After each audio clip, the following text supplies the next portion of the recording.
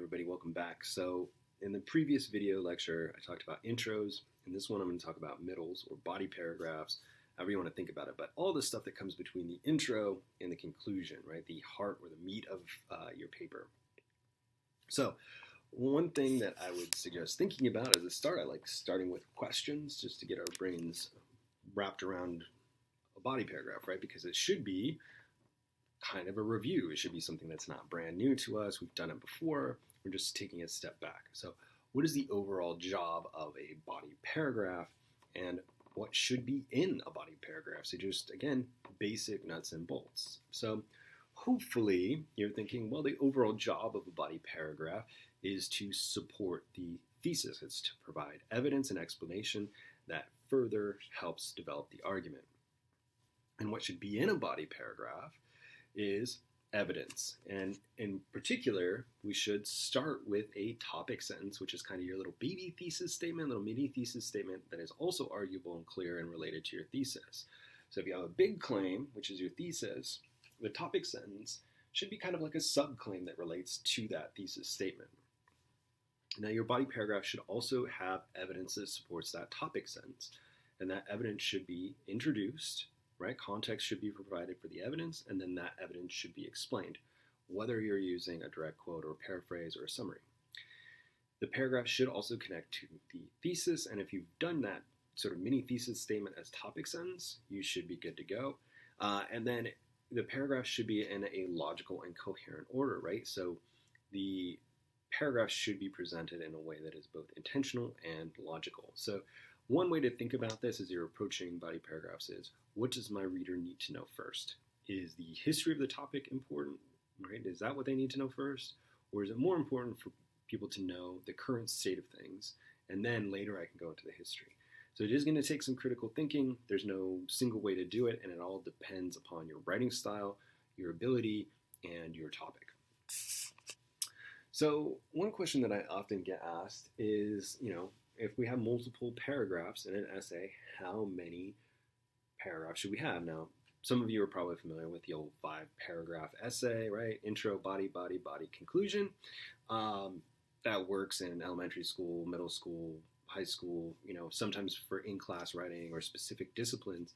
But I would say think beyond that. It can be helpful to think about an essay as having 5 sections rather than just 5 paragraphs, because when you're talking about a 10-page paper, like a research paper, that would make each paragraph roughly 2 pages long, which is a really long paragraph, and most people are not going to want to read that, right? So again, audience awareness and valuing our readers' time. And I would say also length of paragraph, entirely up to you. Some people say 5 to 7 sentences is the length of a paragraph. Not necessarily true. A paragraph could be 1 sentence. It just depends on how we manage it. Just remember that the longer a paragraph is, if you're starting to go over 1 page, your reader's probably going to zone out. Now, John Trimble, who I've also mentioned in the intro video, has this great quote about body paragraphs, which is, continuity doesn't magically happen, it is created. That is, we have to have that game plan in mind. Now, maybe we have a game plan and then we alter things as we go on, and that's totally fine. But when we write as sort of like stream of consciousness, that's not necessarily going to create continuity. It's continuity in our brains, but it's not necessarily going to be continuity to our reader. So in general, right, we'll be talking about different paragraphs. I've already done a video on intro paragraphs. In this one, we're going to talk about body paragraphs. Then we're also going to be talking about closing paragraphs in a separate video lecture. Now, one of the things that I really like to geek out about is etymology, right? So the origin of a word, because a lot of the time understanding the origin of a word can help us understand what we're looking at.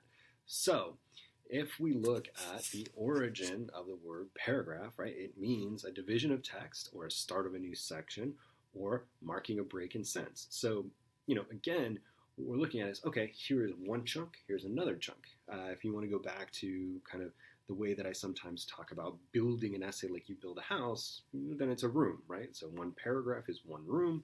The living room does one thing, and the dining room does one thing, and you don't want your bathtub to be in the living room, right? So again, we want to make sure that things are in appropriate places. Now, when we think specifically about body paragraphs, which is what this video lecture is about, I find it really helpful to think about a body paragraph as a mini essay, right? They have that topic sentence, the context, the evidence, and then they have some sort of conclusion or transition. Now, however you do that, again, is up to you. I don't like templates or prescriptive ways of saying this is how you should write. I want to give you all the information, and then you can decide what works best for you and what works best for you in a certain situation, because communication is not static, it is dynamic, and it is, in response to certain environmental factors, right? What we sometimes call the exigence of something, which is just why we're talking or writing about something. Now, if we think about the architecture of a paragraph, a topic sentence, again, should be kind of a mini thesis statement. So here's one, just for giggles, right? The means by which environmentalists seek to achieve their political goals demonstrate a willingness to operate within traditional political channels. Now, even from this topic sentence, we should be able to figure out what the paper is about and what the thesis probably was. Environmentalist is front and center here, which means the paper is probably about environmentalism, and this is also about political goals, so it must be about something that has to do with those two components. It's probably not a paper about artificial intelligence. So those things should fit together. And we should be able to ask ourselves, what is the point here being made in this? Well, the point is implied that some people may believe that environmentalists use anti-democratic strategies to achieve their goals. And so this paragraph is going to disprove that.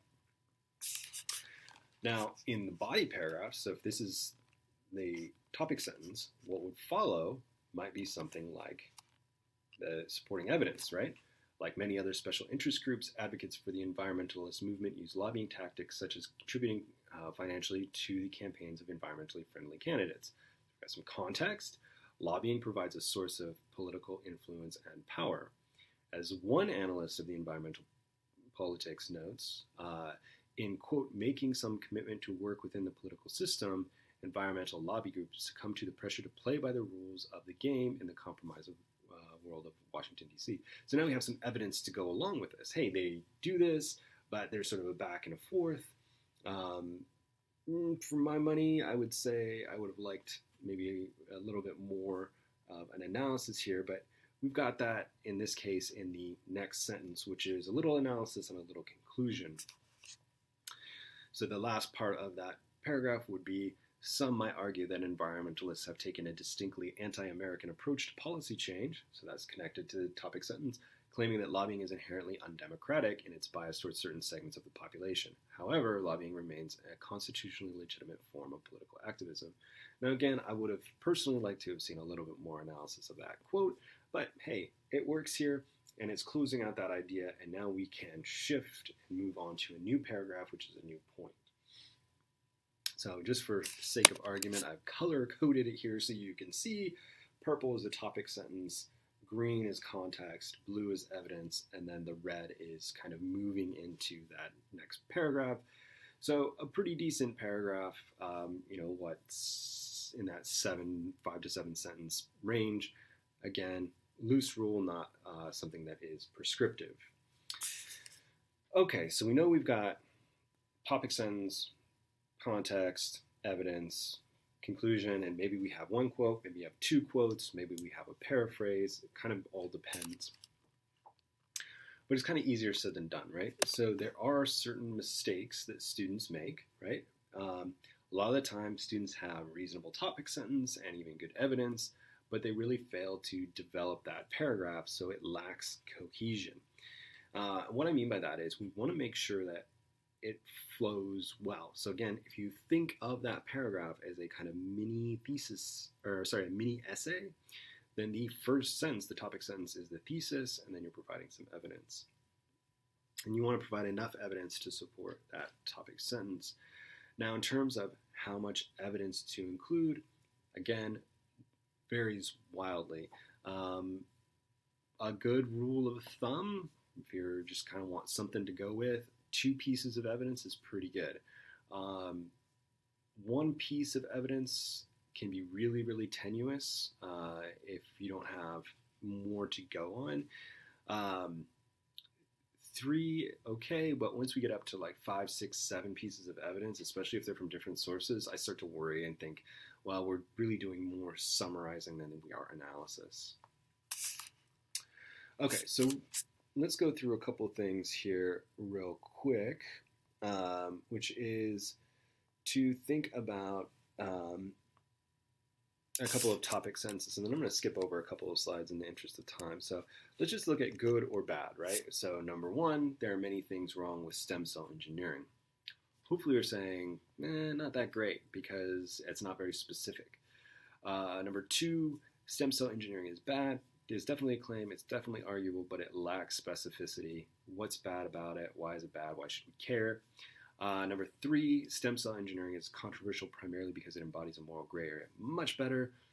Claim can be supported. Number 4, some things about stem cell research. Again, not even a complete sentence. And just telegraphing, there's nothing arguable there.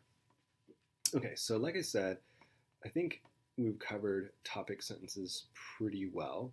So I am going to jump forward to look at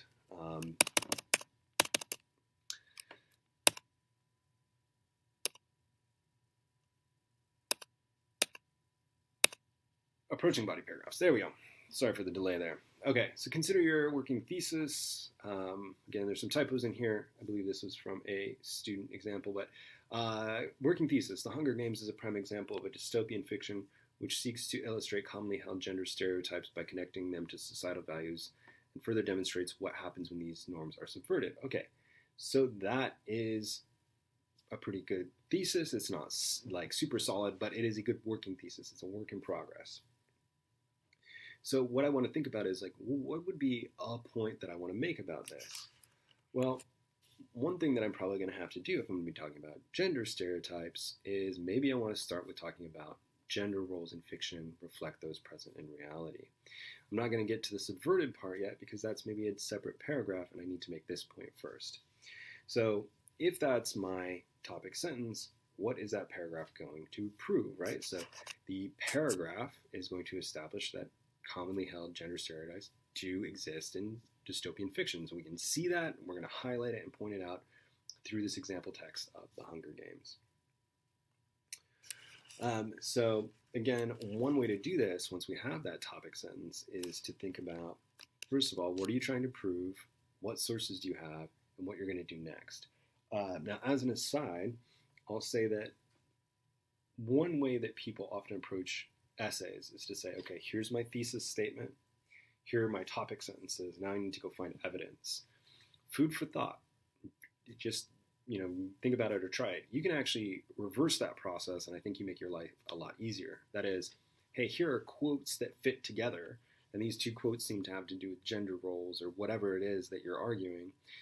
From those two quotes, then build a topic sentence. Once you have 3 or 4 paragraphs that all have nice evidence and a topic sentence, and you don't have to worry about developing those things yet, then you can write your thesis statement or your working thesis statement. And the analogy that I use, and may have been used in previous videos, is it's kind of like figuring out what to make for dinner. I can decide that I want to make a specific meal, but if I to make that decision and go to the pantry and I don't have the ingredients, I can't make that meal, right? So again, it's easier to look at that proverbial pantry, what you have in front of you, what you have to actually work with, and then create a game plan from there. So I'll go ahead and stop there. The main highlights, the main things that I want you to take away from this is topic sentence, quotes, evidence, explanation, right? Remember that a paragraph very rarely works if it starts or ends with a quotation. I'm a big advocate of avoiding those things. If we start with a quotation, start a paragraph with a quotation, we're throwing our reader into a paragraph without giving them anything to hold on to. And if we end a paragraph with a quote, we're putting the onus on our reader to interpret that quote for themselves, and we can't be certain that they're going to interpret that quote the way that we do or the way that we want them to. So there you go. Questions, comments, concerns, jokes, memes, recipes, let me know. Otherwise, I'll talk to you all later.